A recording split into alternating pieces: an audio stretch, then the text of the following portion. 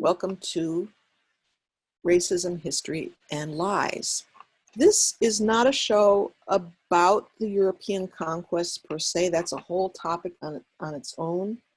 It's not a history of colonization and genocide, of the slave trade, or even of racialized caste systems. I'm really here concentrating on the misuse of history to promote white supremacy.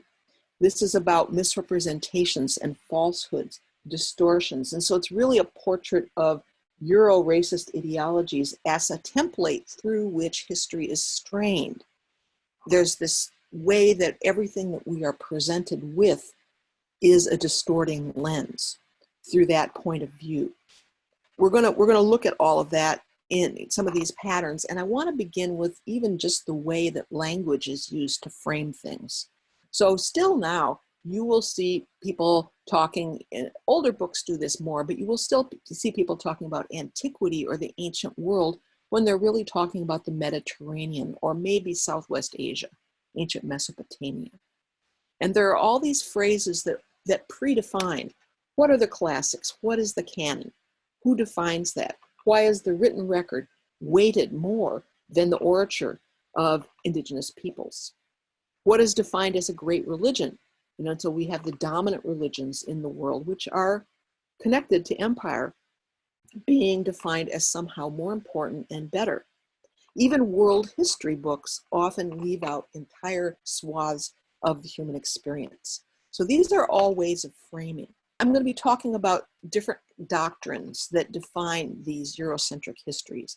And one of them I call passing of the torch, which is they begin in Southwest Asia. Sometimes they'll include Egypt, but they'll take these as the starting point for quote unquote civilization, and how civilization then passes first to the Greeks, then to the Romans, then you've got the French, the British, and off this map, you also have the torch passing to the American colonies in the United States. Nobody ever goes back and says, what happens to Greece in the Middle Ages? You don't have any idea of what's happening in Iraq after the fall of the Mesopotamian empires. So that there's this way where the gaze is simply averted from those places because the focus is always on who is dominant, who is the important ruler, who is the imperial power, and who defines themselves as the inheritors of those powers. So people who have no problem, English people who have no problem as defining themselves as the inheritors of Mesopotamian civilization in West Asia, will turn up their noses at someone of African descent who looks to Egypt. And so we see these kinds of biases built in this way. And some of the older books have been good templates for assumptions that are still very current.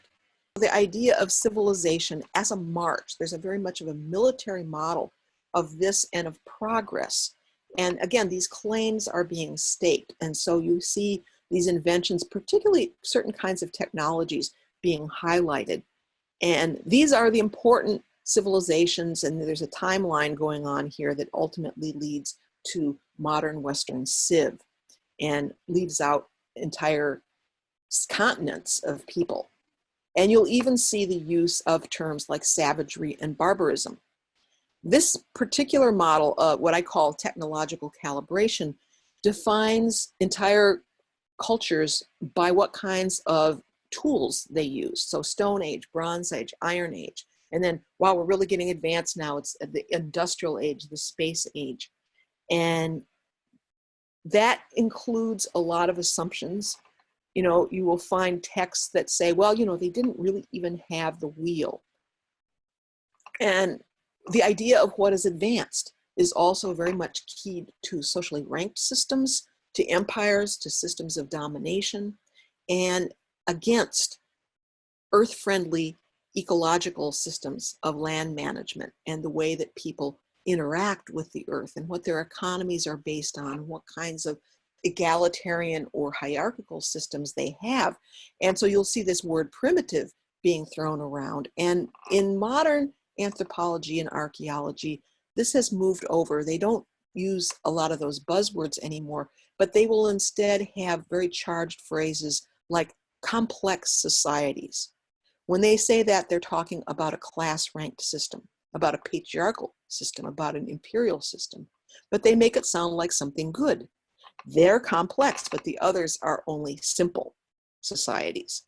So there are built-in value judgments that get carried along, and there's a morphing that happens in the terminology, but a lot of the basic assumptions are still present. And there are entire swaths of the globe that just don't get looked at all. Not their science, not their history, not their culture, not their archaeology.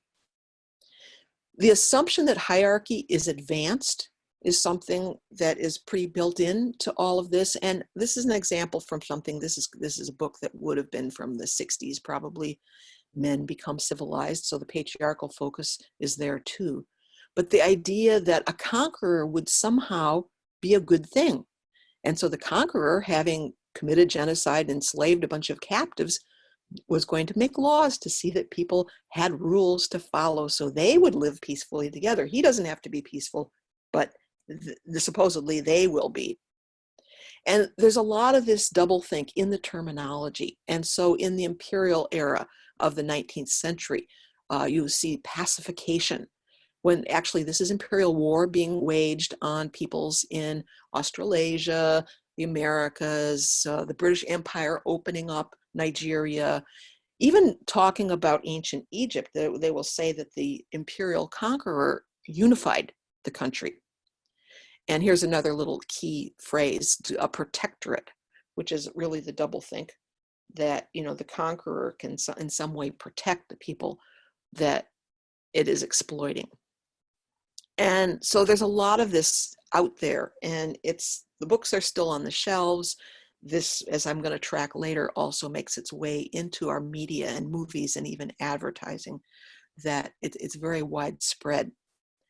And one of the assumptions that has gotten embedded, particularly for those of us growing up in the Americas, is that there was somehow necessarily a demonization, a racism toward the conquered. And so when we look at the ancient empires, there's this projection that the same type of racism existed then as what we experience now.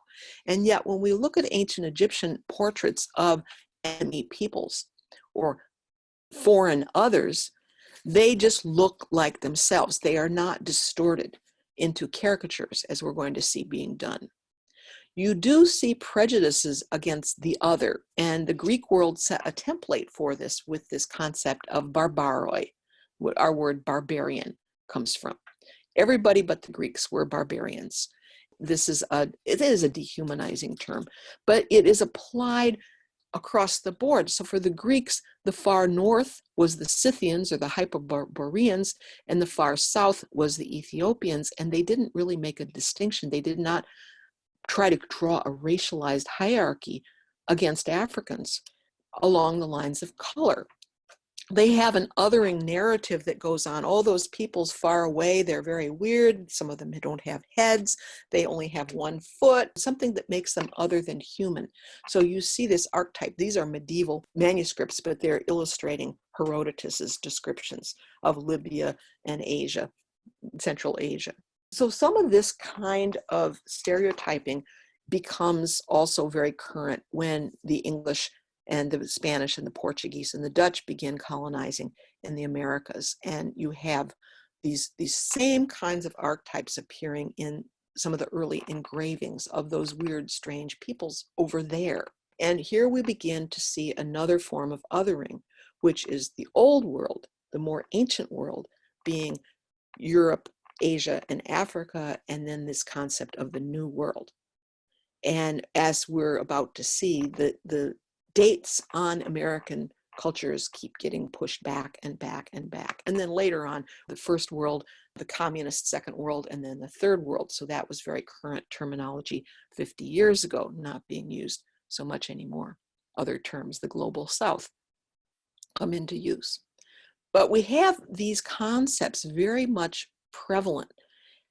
All of the leading philosophers, social scientists, historians, thinkers, even the Marxists are using terms like savagery, barbarism, civilization. And the terms that they're using, something like primitive, just really means something that's the first. That's the root to it. I mean, brutes is obviously racist to its face, and you have a lot of animalization of other peoples going on. But words like native, this means someone who is born in a country, and it's actually related to the word nation. Nación is from the root meaning to be born. But it takes on this heavy racist coloration during the process of colonization that happens over the last 500 years. And this is the same thing with Aborigine. The word itself doesn't have to be offensive. It's the context of its use as the savage other. And the older books will find these words being used shamelessly. It's really very straightforward. And, they'll talk about tropical possessions. So they're openly saying, yes, these are our colonies. Anthropologists still in the 70s are publishing books talking about savages with a straight face.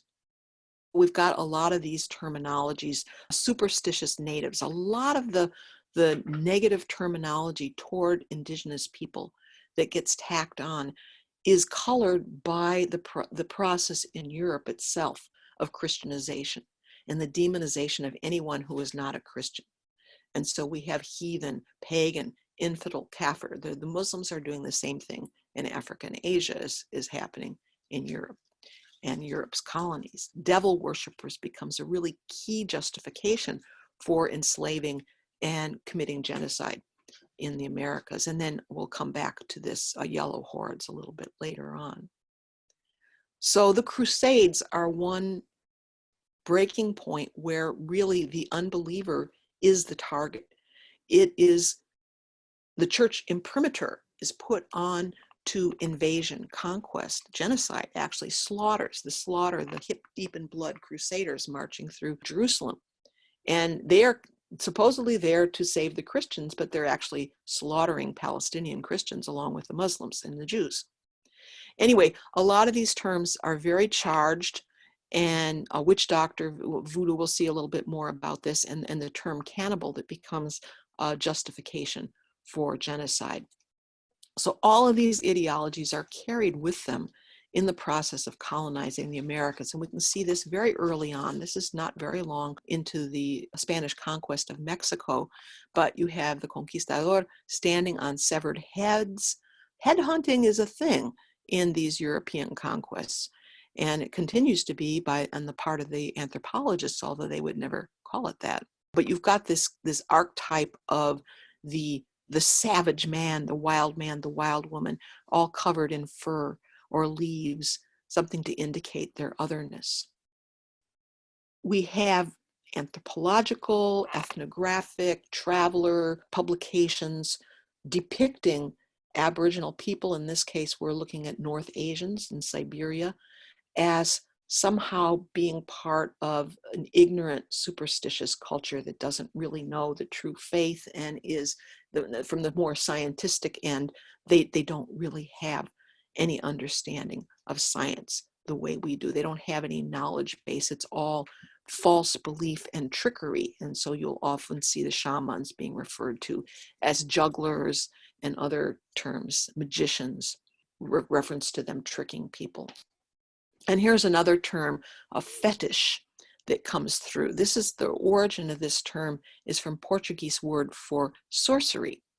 And there is this projection of witchcraft, devil worship, and sorcery that continually is enacted when you have the French, the English, whoever they are, coming into Africa or into the Americas and colonizing. And here I have to back up again to look at Europe and the process of Christianization in Europe for a moment. The blackness of the devil becomes a theme in medieval European art. This is before the colonization of Africa and the Americas. The devil as an Ethiopian in written form. We have not only the representations like this is out of the Byzantine world. This is St. Bernard, I think. So the devil as an African, but also an animalized African. So there's this mixture of animal and the dark human being that comes out in this art. And we even see black devils carrying off white women. This idea of devils as abducting and sex with devils is already present in the minds of the demonologist. And this becomes a basis that it's an undertow, it's an unconscious cultural legacy that is present and is tapped in the context of the European slave trade and the American slave states.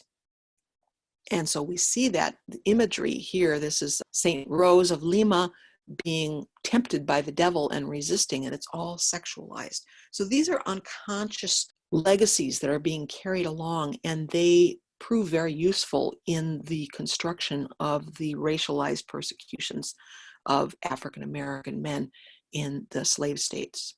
It's hard to remember, given all of the past that we know of the profound racism of the slave states and the idea of Africa as primitive and ignorant, that even in medieval Europe, African powers were imperial forces in their own right. Spain is invaded from the direction of Morocco.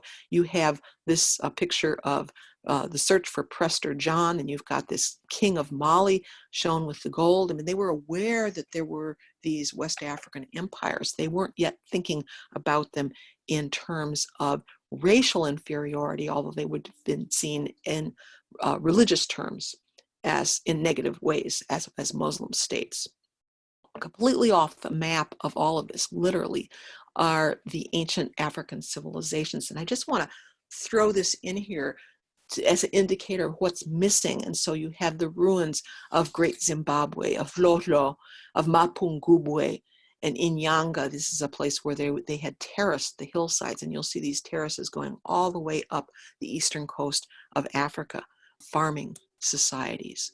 So incredible stonemasonry that was integrated into the landscape in the ruins. This is what the country itself is named after, these sets of ruins. If we go up into central Nigeria, there are these amazing ceramic sculptures that begin around 500 BCE and continue for almost 1,000 years. Incredibly naturalistic and yet also stylized sculptures of the Nok society.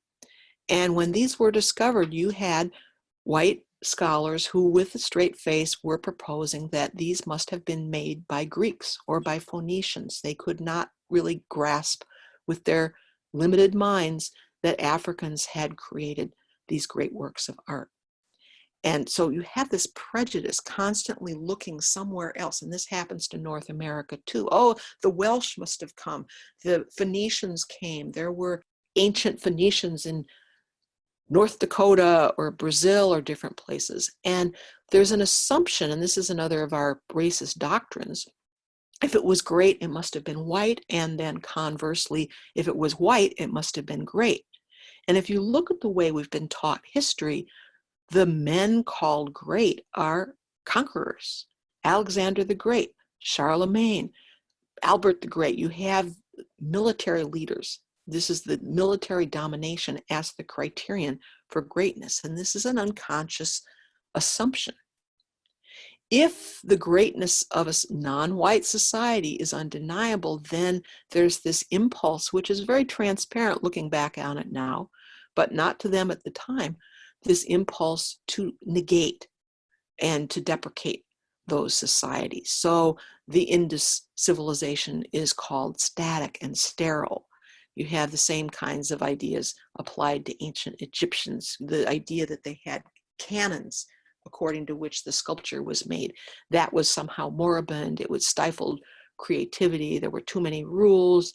They're calling the Incas totalitarian.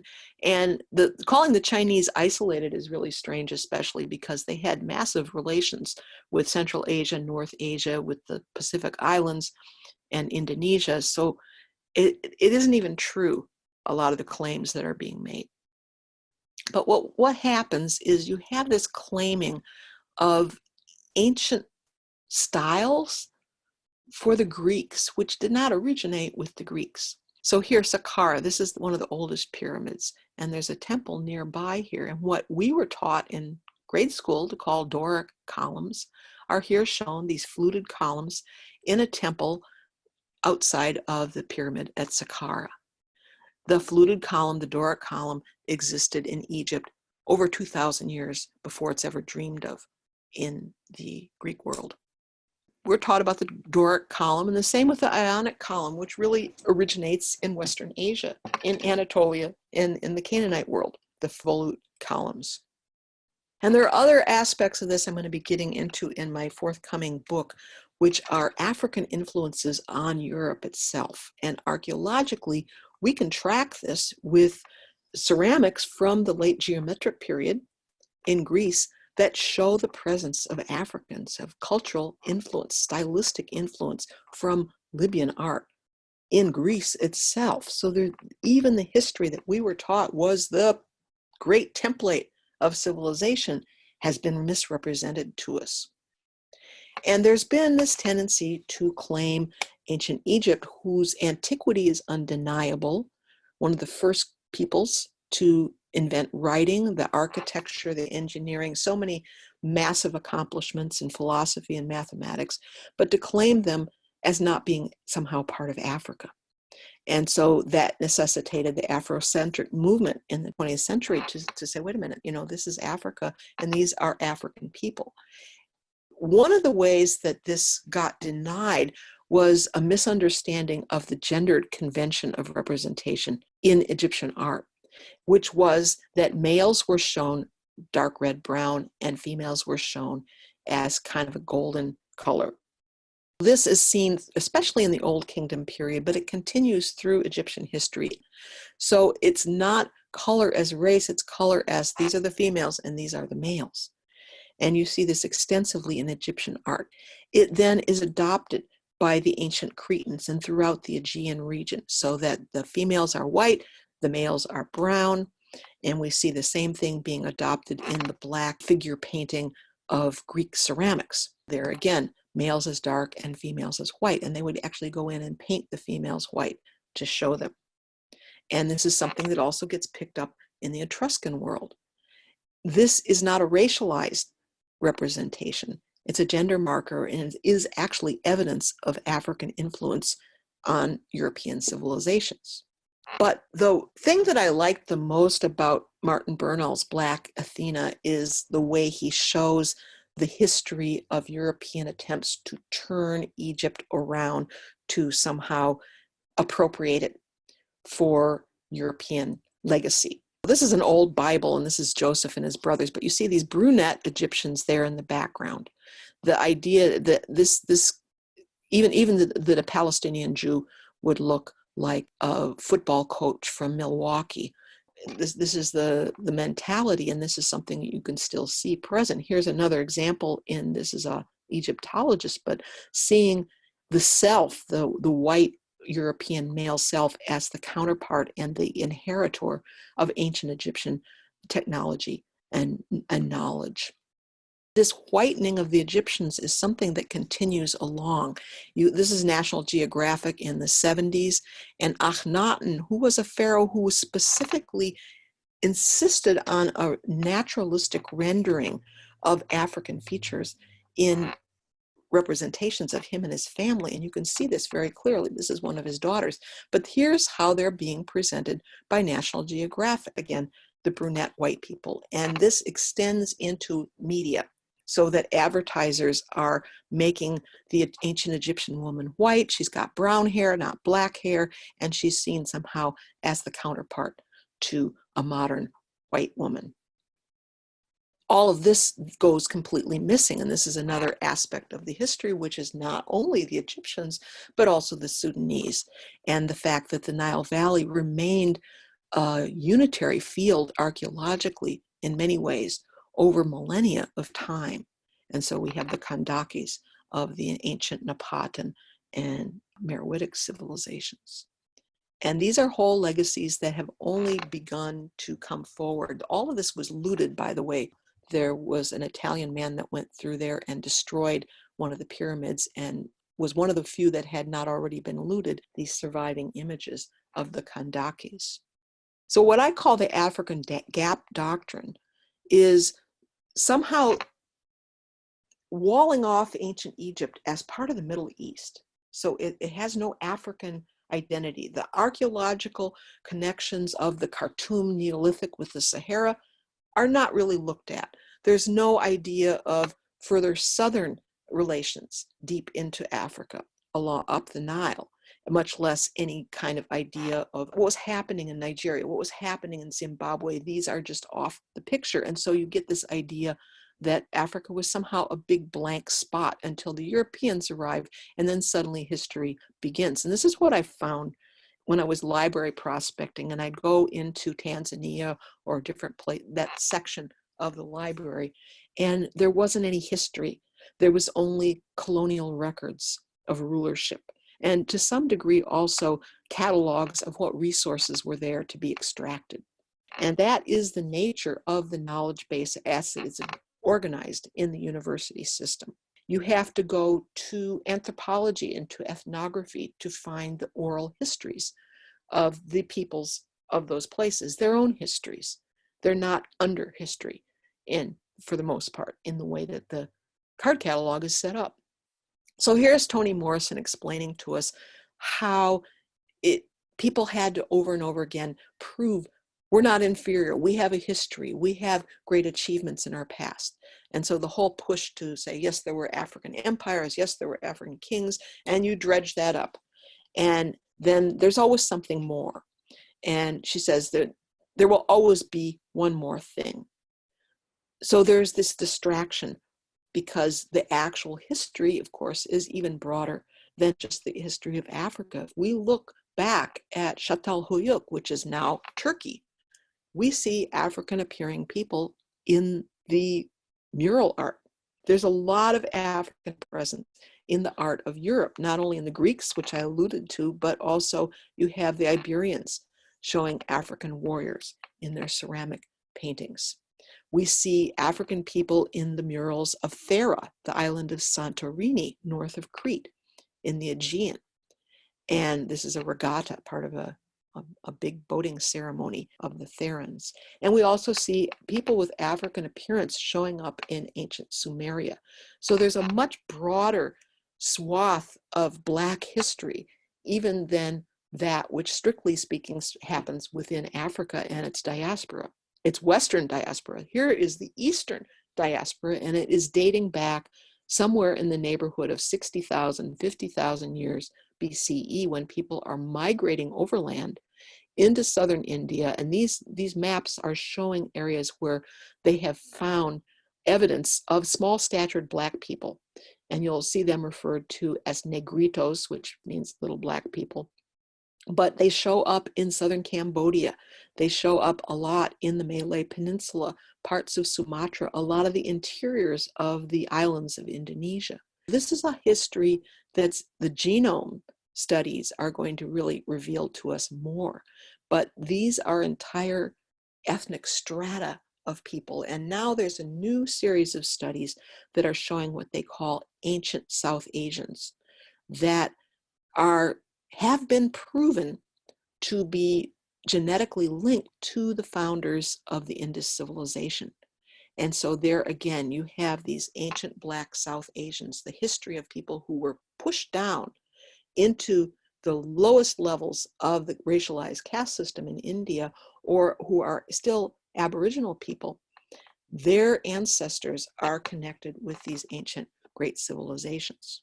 And you will have pockets in Burma, in various parts of Southeast Asia, in Thailand. You can see a variety of different phenotypes of people showing up in the murals of Thailand. This is maybe 400 or 500 years ago.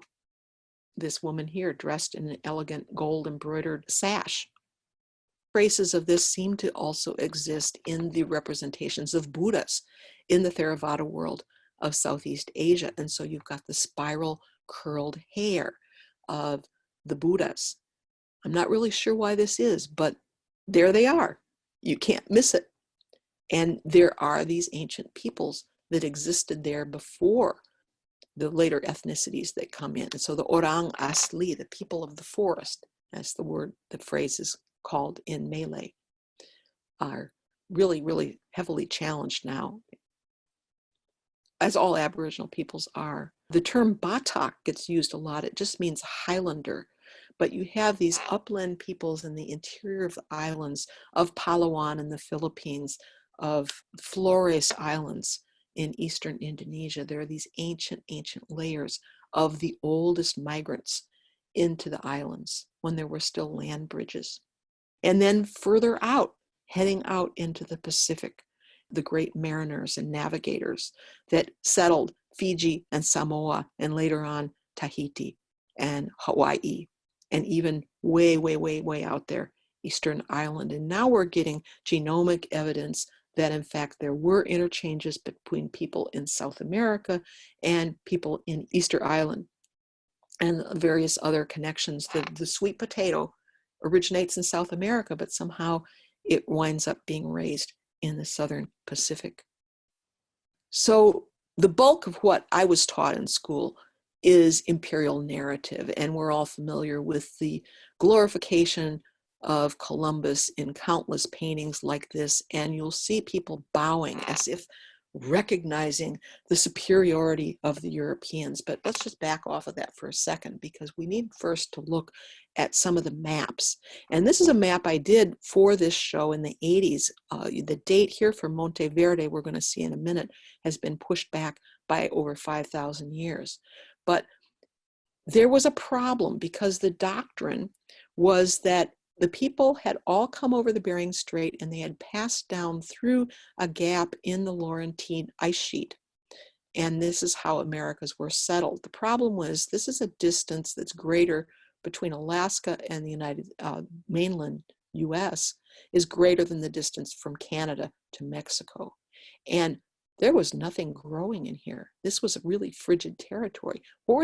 How could animals survive? How could people actually build fires even? How could they survive a distance of 1,000 miles like that in that period? This was a severe problem. And so the Bering Strait doctrine is another of those belief systems that was canonical until it wasn't anymore. Anybody who thought that people could have been here before the Clovis points, this is what I'm showing here, that date to about 11,000 years before present.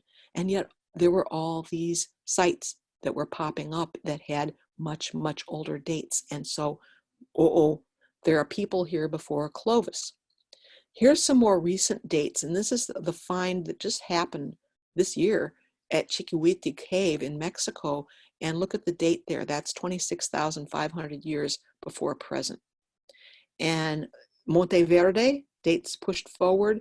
We've got some Brazilian sites that are very, very ancient, and some genome connections also that lead over into the Southern Pacific of the Potocudo people. All of this is being rewritten. Now they're saying, okay, well, yeah, they probably didn't come across through that passageway, so now they're looking for coastal migrations. The old doctrines die very hard. But this is what was predominant in my childhood, where this idea, okay, well, look, there was a great civilization of the Aztecs and the Mayas and the Peruvians, but only the imperial cultures counted for anything. They don't really talk even about Veracruz and the Zapotecs in maps like these. And so there's this idea, everybody's just kind of like hunters. The maps show European domination in areas they did not actually control in the 1600s. Look at this. This is all claimed. The orange for England, the light orange for France, the Spanish are here. And then there's this dim, smoky colored area here where, there's nobody can control over here. We have no imperial claims. In reality, all of this land here was under First Nations control. In the 1600s, only just a very tiny little piece of it had been taken over by the settlers. But we have this narrative of the wonders of Columbus, who was a slaver, who committed genocide, who was taking girls, not even women, but girls captive, and making sex slaves out of them and dragging people back to Spain to show the wonders of the so-called New World.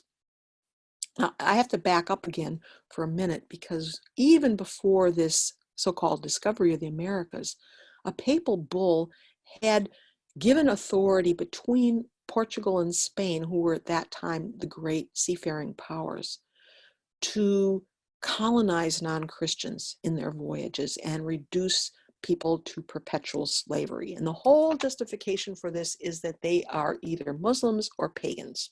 This concept of rulership by conversion was something that the church was very much signed on for. And as soon as Columbus came back, very quickly, the papal bull Inter Caetera was drawn.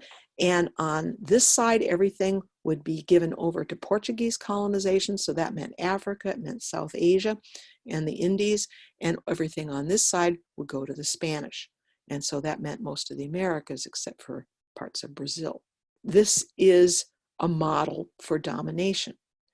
The way this worked out is that they defined native peoples as not being people of reason. The Spanish were gente de razón, but the native peoples were considered not to be people of reason. On that basis, the colonization proceeded. There are other narratives about cannibalism that get very widespread. I'll come back to that in a minute, but justifications for why it was okay to kill and steal and conquer these sovereign countries. In the case of the English, we have the narrative that was told to us of the pilgrims who came for religious freedom. Well, they didn't allow that for anybody but themselves, so they really replicated the pattern they were running from, authoritarian pattern. But this Thanksgiving narrative reverses everything out because it makes the Europeans the ones who are welcoming the native peoples and feeding them, rather than actually the Wampanoag saving the English from starvation in their first New England winter. And that word, New England, problematic. A lot of what we are given is not even presented. It's presented as history, but it's not history books alone, but it is insurance companies. And so here, the foolish Indians, for a few baubles, are selling Manhattan. And it's even showing them as capitalists. This is all, they're all part on the same page about this. And what was actually an exchange of gifts in the minds of the Lenape is being seen as, okay, we, the Dutch, have now bought Manhattan from the European side. And these claims are bogus. And here's the Chicago Tribune cartoonist showing that the native version of this history would be very different. Mercenaries, bullies, settlers would cheat the eye teeth out of you, which is really what they did, all of them, not just the Dutch. But there's a ceremony that we're shown over and over again of raising the cross and claiming the land in the name of whatever European empire this particular group of armies pledged allegiance to. The justification for this was that they were bringing Christianity. And this harked back to a pattern in Europe, which was the medieval church had a rule, cuius baptizatio eius regio, whoever baptizes, to him the rulership. This was a baptism that was done at the point of a sword. You were forced to go through this ceremony, and then you couldn't go back because that would be then relapsing into heresy. It was a deal the church made, and this continued in the colonizations of the rest of the world, giving rulership to whichever warlord could conquer the land. In return for him Christianizing the pagans, he could then do basically whatever he wanted to the people whose land he was now taking. These romantic pictures, they're just all over the place in the museums of the United States. Here's the Spanish conqueror, De Soto, and this is really like out of place. He's showing plains people. He did make it into Kansas, but again, the wonder, the awe of the superiority of the European conqueror that's being depicted here. The bowing over and over again. The pirate, Sir Francis Drake, here being crowned with feathers by the native people of California, who are again, oh, we're on our knees. It's so amazing. They're so wonderful. And the white savior narrative also continues with Junipero Serra, who founded the mission system. This is slavery. This was genocide. This was rape. The very first entry in his diary in the California missions had to do with a Spanish soldier who had raped a native woman. And it continued like that. And they spread disease, and they forced people to labor and to stand up during Mass, and they would flog them if they didn't do so. But we have the story being told by very often engravers in Germany and other places who had never set foot on North America or South America. The theme of headhunting. You've got the noble savage, the naked native women, a lot of times the Amazon theme, and you actually have explorers who were looking for Amazons. They were looking for these strange sites that they had been told existed in these bizarre parts of the world. So there's a lot of these types of publications, lots of feathers, nothing to do with the way people actually dressed. Only got a llama showing up here, mixture of different nationalities. This is supposed to be in the Lenape country of Pennsylvania, New Jersey, New York. And they're being represented as if they're African people. This is completely out of, pineapples are showing up. It's not at all realistic, but this is this fantasy land that's being created, and it enabled Europeans to project all kinds of stories onto these cultures that were not the case. And so you've got absolute male dominance being shown here for the people in Florida. Here it is again. And this became a staple of European racism in the Americas. Oh, white women, you have such a better deal. The native women, they're just drudges. They really have no power. Well, here's a really creepy Columbus picture, but the idea, discover actually means to uncover. So he's lifting the veil. This is a visual pun.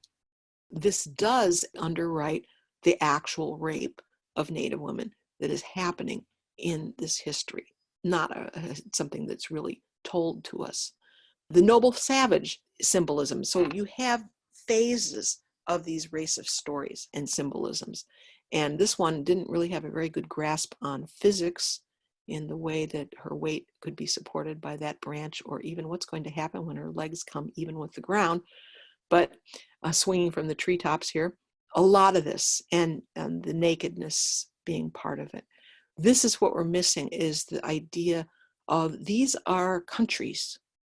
They are cultures. There are language groups. There are kin groups of related peoples that have linguistic and conceptual relationships in common with each other, that have a heritage in the form of rock art, the archaeology, really was not taught to any of us growing up. I don't know how different that would have been for those of you who were raised and are younger than I am, but we didn't get any of this. We didn't get any portrait of the pyramids of the Cahokian culture or the various other Mississippian mound building civilizations. We also didn't get the fact that this conquest was carried out through genocide. And I want to touch on this, although I don't have room to go into this in great depth, but we really can't discuss the overall picture of this history without acknowledging that bounties were offered first by the British Crown, then later on by governors or other officials of the United States for ears or scalps or body parts of Native people in order to decimate the rightful inhabitants of the country that was being seized. And so these are very, very high prices being paid for dead people in the Penobscot country of what is now Maine. Amherst College, this is a plate showing the pursuit of Native warriors by mounted horsemen. This is considered to be a humorous theme, and Amherst College is named after Jeffrey Amherst, who was a lieutenant colonel that we know of as having openly called for genocide and demanded that smallpox infected blankets be passed out in order to spread the scourge of smallpox, which was already known to have a very, very high mortality rate among Indigenous peoples. So there's this long, long history there of the genocide. Until we arrive in the 1950s, we have this publication from the National Geographic talking about simple tribes, and this is a balanced view of the prehistoric savage. They really just had no sense of irony in the way that they're talking about this. There's also a whole avid market of the defeated warrior. And this one, especially the end of the trail, there were sculptures of it, there were paintings of it.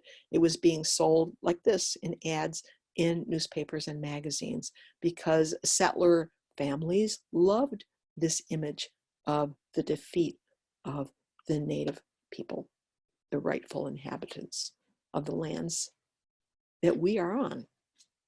Now, these same kinds of Eurocentric supremacy paintings and engravings are being produced also in relation to the colonization of Africa. And so here it's the French in Algeria. And we're going to see Athena, a problematic figure in terms of patriarchal politics in its own right, but Athena as the militaristic symbol of Western civ over and over again. And here again, the bowing and the people didn't actually recognize European civilization as superior. But you see her leading the charge, and this is conquests of the Philippines, and it says here that from the Cape to Cairo. So the whole African continent is being invaded by the British Empire. Australia is being invaded. And you have publications like this. This is the intellectual output of that colonial push. Darkest Africa, and you have the heart of darkness, and this idea of darkness as terrifying, and dark people as devilish, and ignorance and darkness. All of this is all wrapped up together in the European mind as a justification. We are bringing civilization. We are bringing light. These people really don't have anything. They need us to bring Christianity and civilization to them. The naming that's being used, the Dutch calling the Hoi people Hottentots, which means stutterers. These names are used, very prejudicial names, in a lot of colonial contexts. You don't usually hear so much about the Russians. The same time that you have the push west in North America, the Russians are pushing east to the Pacific. The Dentsi people they call them Samoyed, which means eating the self is literally what it means, but cannibals. The word Sioux, which I think was a Cheyenne word that means snakes, being given to the Lakota. There's a lot of negative terminology that gets fastened on peoples, which are what anthropologists would call exonyms. They're names given by others, by enemies, in fact. And even if we look at the map, a lot of the place names are not original.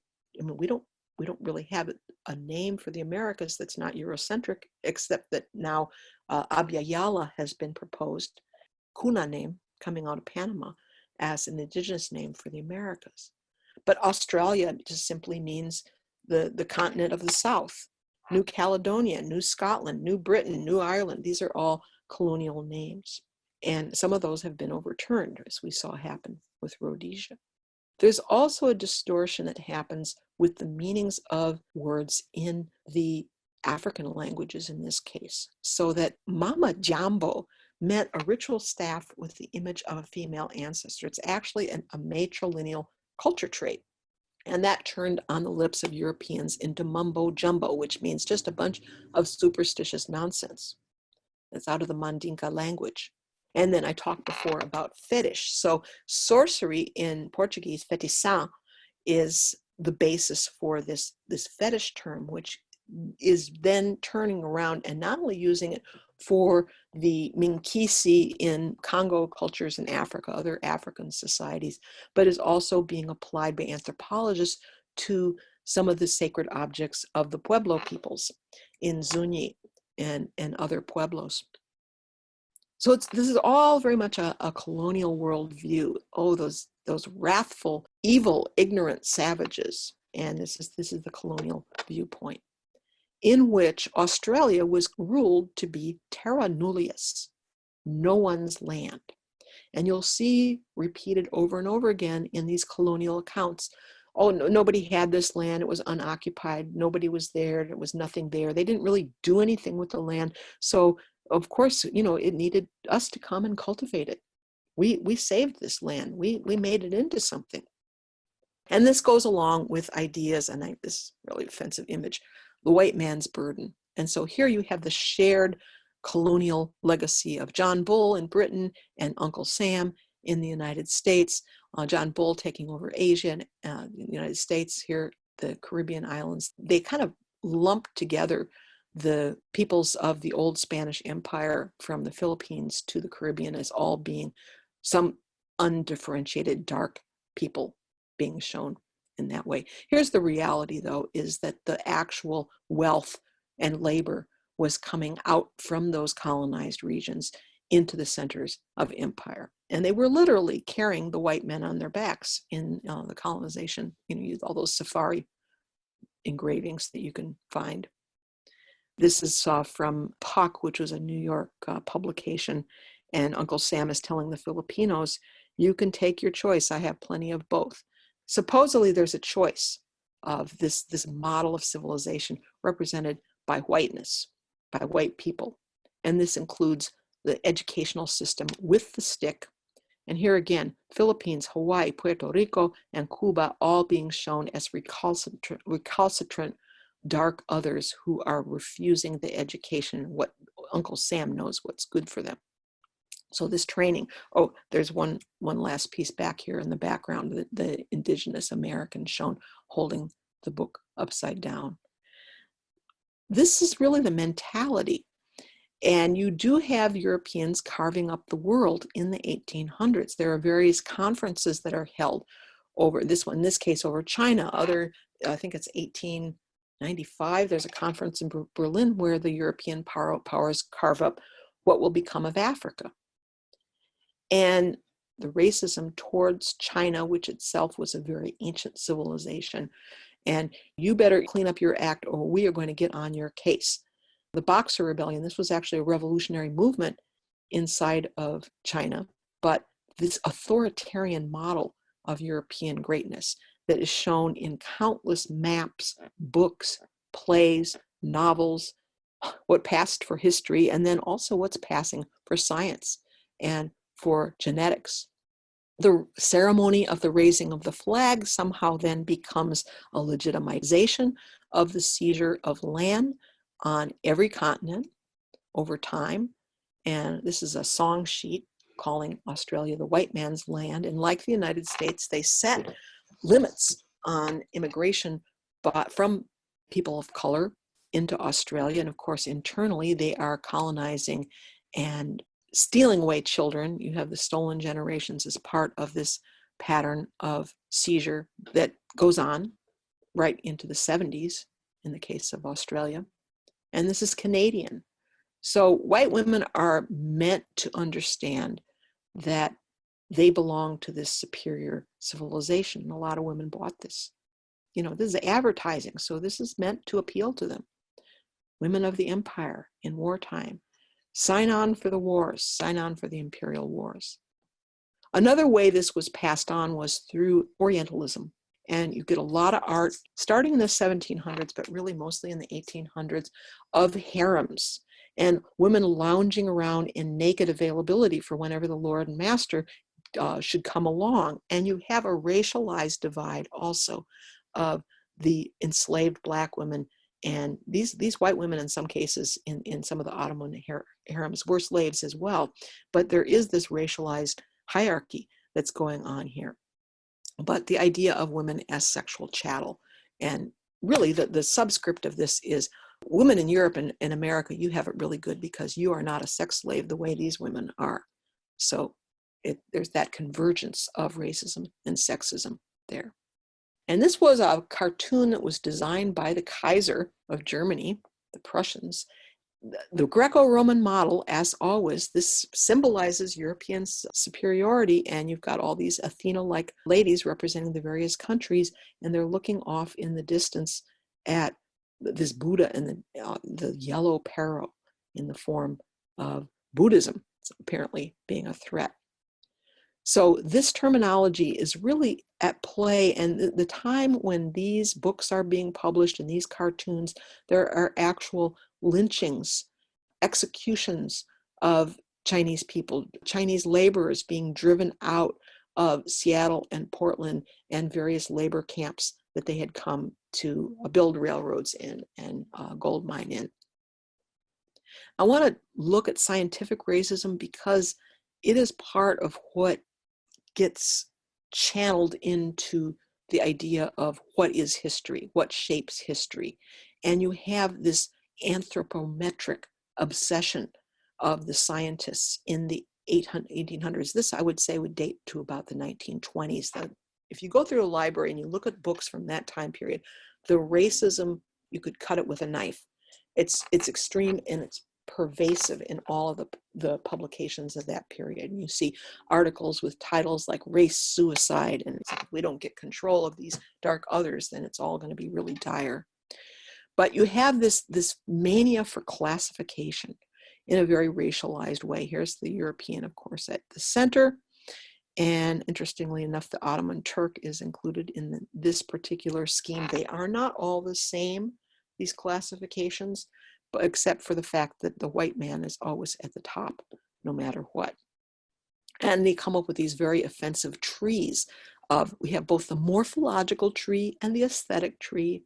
Morphological, okay, Aryans at the very peak. This is how dated this is. This would have been from the 18th century when that was still accepted terminology, as it continued to be actually into the 20th century.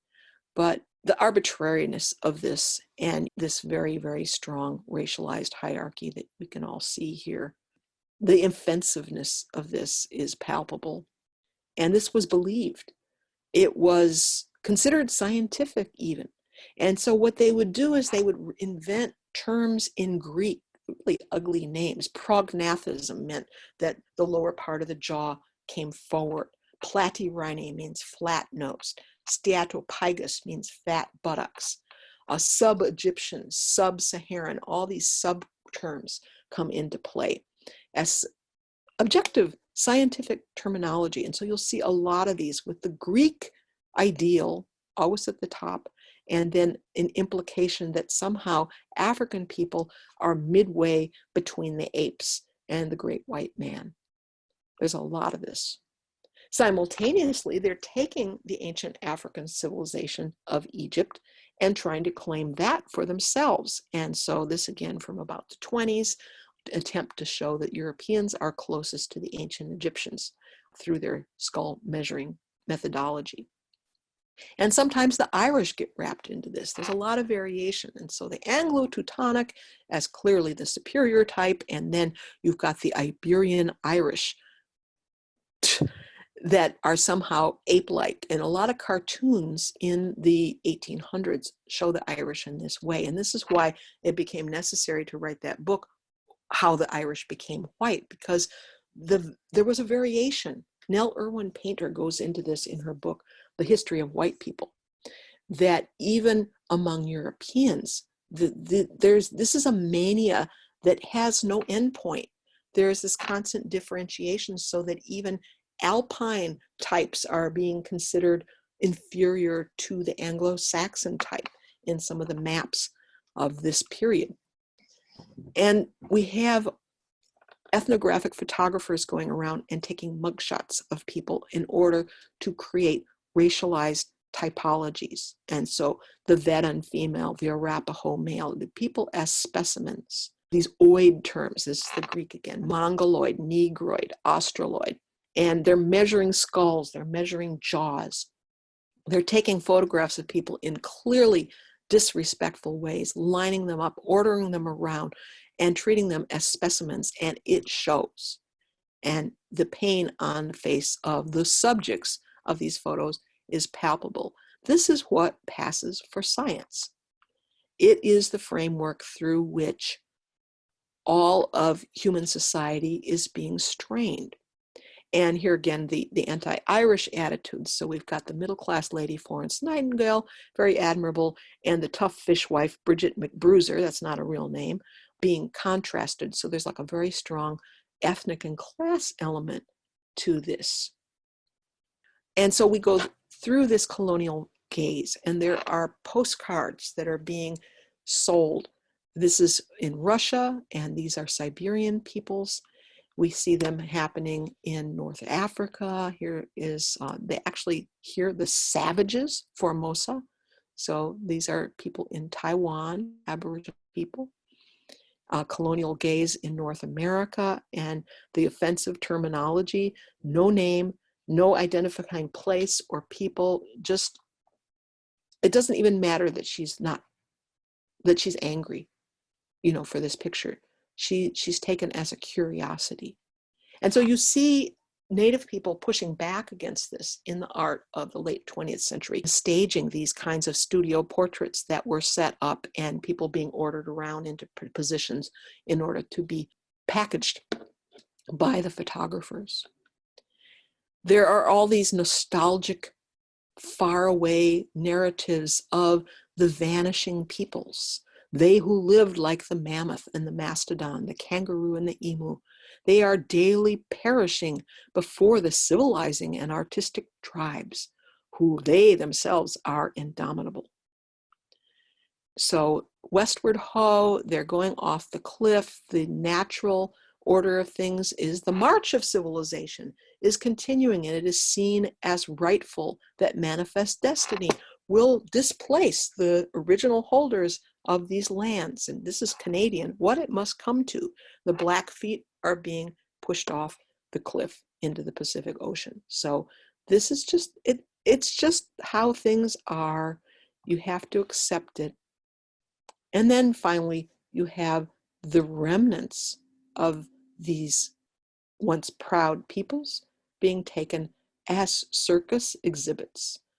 Sometimes in zoos, there were tours around Europe and North America of people from Chad and Somalia, and the Dahomey Amazons went on tour in Europe, in France. And this, oh look, you guys, here's one from North America, here's one from Africa. And here's an example. Some of these people were captives. They died in captivity. Otabenga, who grew up in the forests of the Congo and is paraded around Europe and the America as a specimen of the pygmy, here being displayed with the crocodile in a zoo somewhere in the United States. They died. And Sartje Bartman of South Africa was serially enslaved to captors like this, and dies in captivity in Europe. And then there's the movies. The media, first it's novels, it's James Fenimore Cooper and all of these stories of savagery and the conquest of the noble savage. And then you have the Tarzan movies, where even in the quote unquote jungle, the white man is still superior, you Tarzan, me Jane. And these kinds of caricatures that Black actors have to enact to show the ignorance and superstition of African civilization. Here's the comic book, The Lone Ranger. This is the Texas Rangers, and they were a core of enforcement of genocide and displacement, first on the Caddo and other Native people in Texas, the Tawanawa, and then also later on against Mexican people, because Texas had a considerable amount of Mexican population early on. And so the renegade Indians, those are the villains. The hero is the Texas Ranger. So the movies and the comic books all propagate this, and the Indian collaborator, whose name means the fool, is the helper. And movies about the conquest, the glories of the Anglo conquest of the American West, how the West was won, to a rousing orchestral underscore. And here the rape theme also of the white women. So there are all these racialized scripts being acted out. Ignorance, superstition, threat. Here's Superman going back, make sure that Metropolis really is, which is New York City, really is legally going to be in the hands of the white people. The allegiance is very strong there.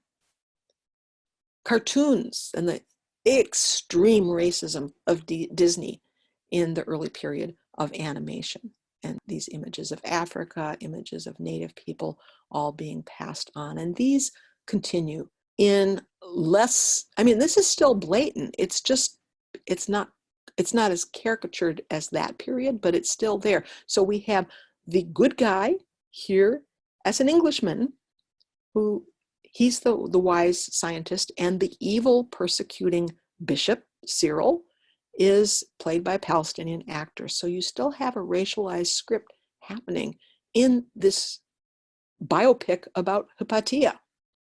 And there are sexist issues with that movie too, but I'm not going to go into that here. And so these caricatures also are applied in a racialized way against Jews in Germany. This is part of the Aryanist narrative. It is a racialized script. It has its origins in a religious supremacy claim from the Catholic Church, but it becomes racialized and it leads to racialized conquest to concentration camps. In fact, even before the crematoria, you have Jew roasters running around in Germany in the 1300s, and you have the quemadero executing Jews in Spain under the Spanish Inquisition. So the comic books also, and the dime novels, still here demonizing Asian people. You can think also, if those of you who remember Flash Gordon in the 50s, Ming, the great Emperor Ming, is the evil character, the great villain in the story.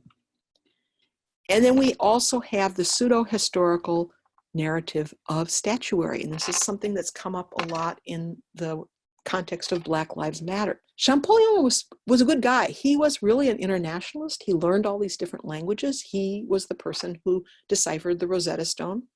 And so he was a good person, but the sculptor shows him as a white man with his foot on the head of the Egyptian pharaoh. Now, I'm no fan of Thutmose III because he was an imperialist in his own right, but this is offensive. The government of Egypt, when they found out about it, protested this, and they actually wound up removing the statue. But we have a lot of this symbolism. And this still stands, to my knowledge, aside the Museum of Natural History in New York, and we have Teddy Roosevelt in Rough Rider costume. So this is the American Empire invading Cuba and Puerto Rico, Philippines. And he has Native and African acolytes who are accompanying him. He's on horseback, they're on foot. The African is half naked, and they are mascots, essentially, in this symbolism. When I posted this on the Suppressed Histories page, I got so much pushback from people who were saying, this is history, you can't destroy history. This is mythology. There is no history like this. He never had, this did not happen. It is propaganda. It shows you the degree of attachment people have to these narratives. Here's one that was just knocked down recently. The sculptor himself was a white supremacist, and this is the pioneer father. And the students protested and could not get this statue removed, and so finally they knocked it down, and it's over with. Finally, I want to close up here with just a little bit about the resistance of the spirit. This is from the movie about the rabbit-proof fence. The young girl who twice escaped following the north-south fence that was meant to keep the European rabbits out from devastating the ecology of Australia. And she runs back home 1,000 miles to her original country. The Idle No More movement and the Sacred Stone Camp and the rising of all of the indigenous sovereignty movements that have come back with a roar. That conquest is still happening through the extractivist industries of the corporate economy. And it's still being fought.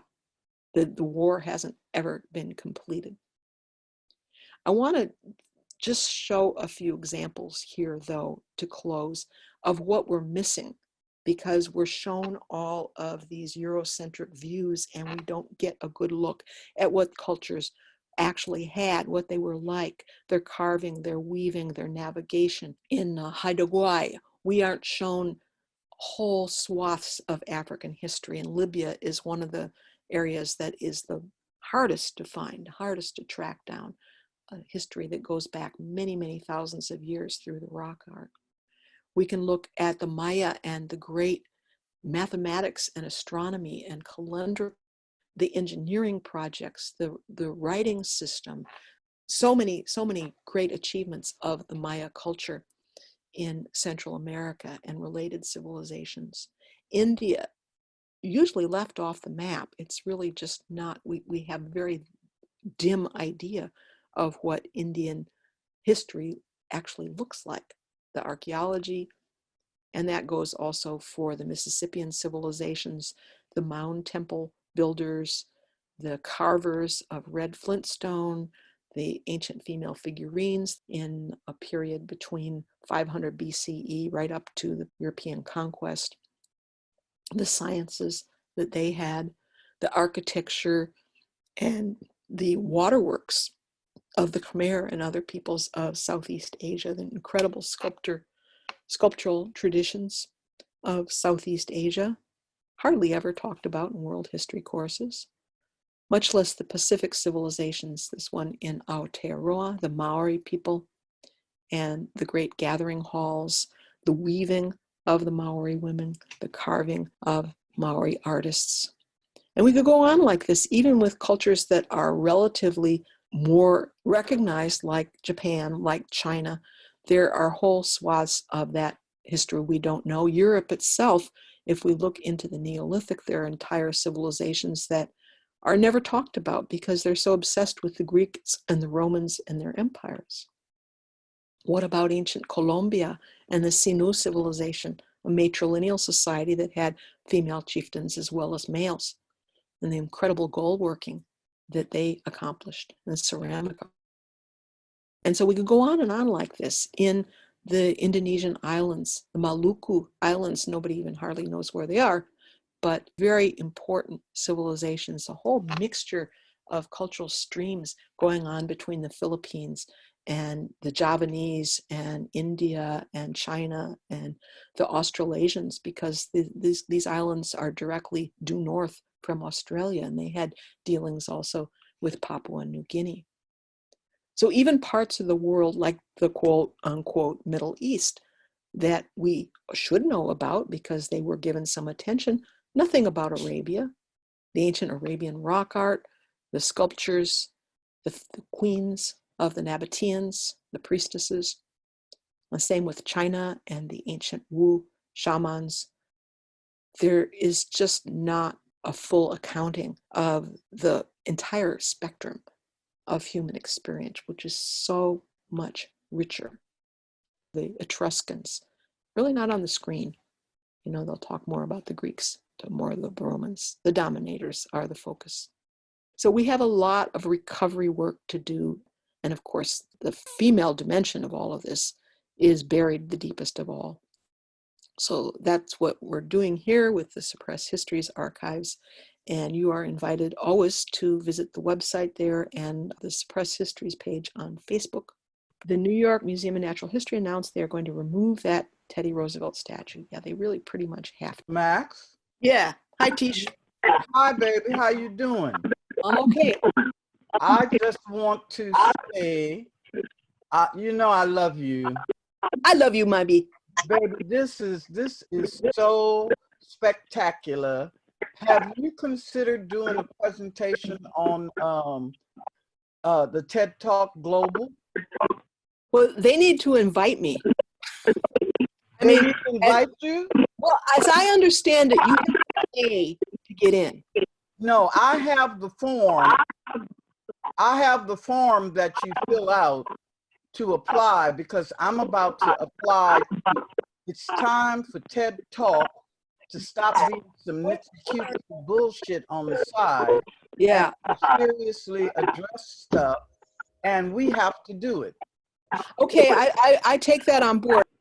But anyway, domination is a maladaptive thing, and it's destructive. We're really seeing the end game of it now, and the extractivism that goes with it, the overconsumption that goes with it, that's maintained through violence. And we desperately need to relearn cooperative ways of coexistence. I realize that this is just the tip of the iceberg that you've touched on here. So I'm really interested to see more of what you do. And anyway, thank you very much for all the effort it takes to put this together. Yeah, well, you're welcome and glad to have you on here. I'm going to be I do a webcast every month. Yeah, I have stream on demand videos here on Teachable. You can go on teachable.com and look for Suppressed History portal. And so the videos that you see here are the ones that I have up so far, and there's going to be more as I add them. I have to edit them all. Okay, so you were just talking about advanced societies being based on cooperation, and I think that's one of the real strengths now of the Black Lives Matter movement, the movement for Black Lives, Justice LA, Dignity Now, Indigenous movements globally are really, really strong on cooperation and cooperation with the earth and all living species. Yeah. Yeah, and the other thing we're seeing with a lot of these movements now is that there is kind of an anarchistic organization, in the sense it's not necessarily top down, but there's all these local groups. And that also is a more organic way to grow a political movement. You don't get the decapitation that can happen through assassination so easily if you have a multi-headed movement that's not hierarchical. Claire says, I'd like to recommend Braiding Sweetgrass by Robin Wall Kimmerer. I second that. I love her thing about the grammar of animacy. Yeah, she talks about the way that colonial language is focused on objects extraction and indigenous language focused on the personhood of ecology.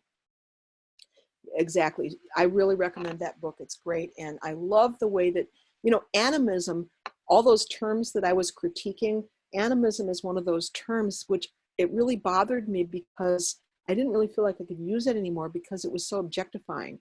And, you know, a lot of indigenous people objected to the way of its use. And so she kind of recovered the word by saying animacy instead of animism, animacy, so that it makes it again a verbal form, and it recasts the worldview of seeing everything alive, everything conscious. We need to have that concept. We need to have the language for that concept. So thank you, Robin Wall Kimmerer, for bringing that back into use. One way you can support this work, if you subscribe to my course, the monthly live casts are included, but that's my goal. And there are a few open access videos also already on the Max Dashu channel on YouTube. So you can look that up, and there's a bunch of content there. But I thank all of you who have matronized the webcasts and the course, because this is what makes it possible for me to continue doing this. And I'm working really, really hard right now to get the book out. My next book is called Pythias, Melissae, and Pharmakides, Women in Hellenic Culture. And it's really about the roots of Western civilization. And that includes colonization and slavery, and that includes rape culture. So those negative poles are in there, but there's also some very positive African history, some positive Hellenic roots around the goddess cultures of ancient Greece, women's ceremony. So it's really a mixed bag, but it's something that we have to really look at, because the concepts of domination really originate there. That we are, you know, they were consciously being used, the Greeks were, by the slaveholders as their model. The plantations were built on the model of Greek architecture, and they were all reading Aristotle in the original. They saw that as their guidepost. So there is a continuity between that colonialism and this colonialism, that slavery and this slavery, and the legacy of this slavery, which is the racialized caste system we have now. Black Lives Matter. Thank you all for attending and for supporting this work.